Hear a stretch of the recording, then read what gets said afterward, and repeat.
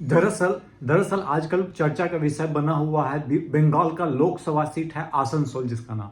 जी हाँ, क्यों चर्चा का विषय बना हुआ है? क्योंकि बीजेपी के जो कैंडिडेट है पवन सिंह, भोजपुरी के सबसे बड़े सुपरस्टार में से एक, उन्होंने विड्रॉ कर लिया टिकट। उसके बाद चर्चा आ रही है कि मे भी अक्षरा सिंह को टिकट दिया जाए आसनसोल से। इस पे हम लोग डिटेल बात कर चुके हैं पहले भी, लेकिन आज हम बात कर रहे हैं कि ऐसा क्या है आसनसोल में कि बिहार के लोग या गायक हो, इस टाइप के लोग वहां से जीत के निकल जाते हैं, मतलब जो कलाकार हो। दरअसल हिस्ट्री में आपको बता देता हूं कि बीजेपी से 14 में 19 में जीते थे बाबुल सुप्रियो जी, जो कि कलाकार रह चुके हैं। अब 19 21 22 में आपको जीते शत्रुघ्न सिन्हा, जो कि कलाकार रह चुके हैं। अब दिया जा रहा था पवन सिंह को, जो कि एक कलाकार थे, और यहाँ तो बात चल रही है कि अक्षर सिंह को मिलेगा, जो कि वो भी एक कलाकार ही है। ऐसा क्या है बंगाल में कि आसनसोल में कि भाई साहब इधर उधर के आदमी जीत जा रहा है, कलाकार लोग जीत जा रहा है, क्या है? हम पूरे समीकरण की बात करेंगे, जातीय समीकरण से लेकर सब कुछ के बारे में बात करेंगे, लेजिस्लेटिव असेंबली कितना आती है, सबकी चर्चा करेंगे। दरअसल सबसे पहले मैं बता दूं कि आसनसोल जो 1957 में एज ए लोकसभा कंस्टिट्यूएंसी बना था, उसमें दरअसल 7 जो है लेजिस्लेटिव असेंबली आती है। मैं बता दूं सबका नाम: रानीगंज, जमुरिया, आसनसोल दक्षिण, आसनसोल उत्तर, कुल्टी, बाराबनी, अपंदवेश्वर। ये हो गया, कुछ नाम में उल्टा पुल्टा होगा तो प्लीज करेक्ट इट। ये था आपको लेजिस्लेटिव असेंबली, जो कि 7 लेजिस्लेटिव असेंबली है।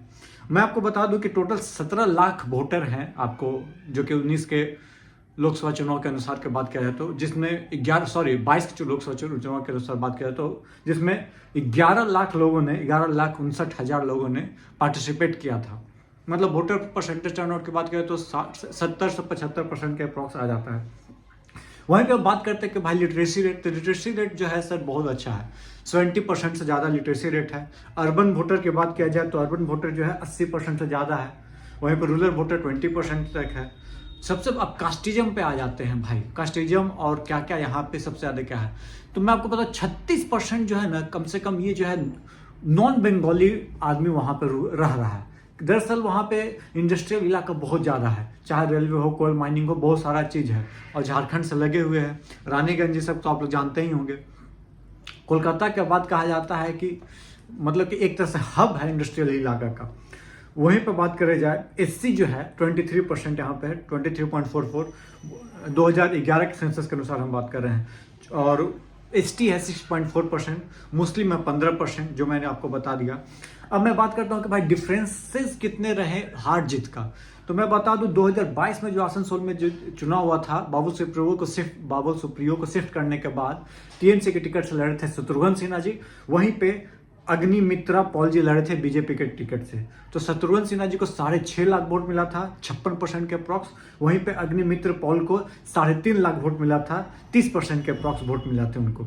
वहीं पे 2019 की बात करें, जब बाबुल सुप्रियो बीजेपी में थे तो उनको भी वोट मिला था 6,33,000 अप्रॉक्स, 51%। 2022 में बढ़ के हो जाता है 56%। और वहीं पे टीएमसी के थे मुनमुन सेन, उनको वोट मिला था 4,35,000। अब बात करते हैं 2014 की बात कर लेते हैं, उसमें भी बाबुल सुप्रियो जी थे, उनको वोट मिला था 4,19,000, 36% परसेंटेज ऑफ वोट की बात किया जाए तो। वहीं पर बात किया जाए आपको टीएमसी के थे डोला सेन, जो कि 3,59,000 वोट के साथ, 30% के वोट के साथ सेकंड नंबर पे थे। और उसमें सीपीआई कंटेस्टेंट, मतलब एक मजबूत कंटेस्टेंट के रूप में थी, और सीपीआई को मिले थे 2,55,000, जो कि बहुत अच्छा परसेंट, 22% बोला जा सकता है। और वहीं पे 2009 की बात किया जाए, अच्छा हाँ, कैंडिडेट का नाम था बंसा गोपाल चौधरी। वहीं पे बंसा गोपाल चौधरी जी 2009 में सीपीआई की तरफ से विजयी घोषित हुए थे 48% वोट के साथ।